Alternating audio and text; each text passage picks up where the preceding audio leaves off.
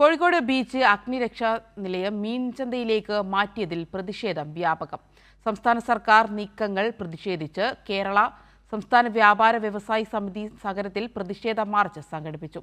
നഗരത്തിലെ അവസാന യൂണിറ്റും മീൻചന്തയിലേക്ക് മാറ്റിയതോടെ ഫയർ സ്റ്റേഷനില്ലാത്ത നഗരമായി കോഴിക്കോട് മാറി.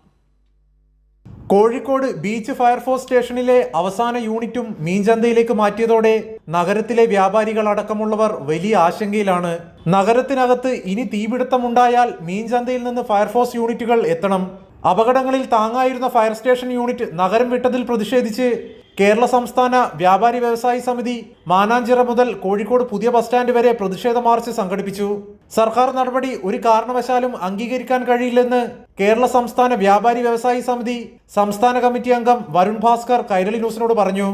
കോഴിക്കോട് നഗരത്തിൻ്റെ രക്ഷകരായി നിന്നിരുന്ന അഗ്നിശമന സേനാ വിഭാഗത്തെ കോഴിക്കോട് പട്ടണത്തിൽ നിന്നും എന്ത് കാരണത്താലും പിൻവലിച്ച രീതി ശരിയല്ല എന്നുള്ളതാണ് വ്യാപാരി വ്യവസായി സമിതി ഇവിടെ ആവശ്യപ്പെടുന്നത്. വലിയ രീതിയിലേക്കുള്ള ട്രാഫിക് നിലനിൽക്കുന്ന സമയത്താണ് മീൻചന്തയിൽ നിന്നൊക്കെ തന്നെ ഫയർ യൂണിറ്റുകൾ എത്തിക്കൊണ്ട് ഇത് കെടുത്താൻ വേണ്ടി സാധിക്കാത്ത അവസ്ഥയുണ്ടാവും.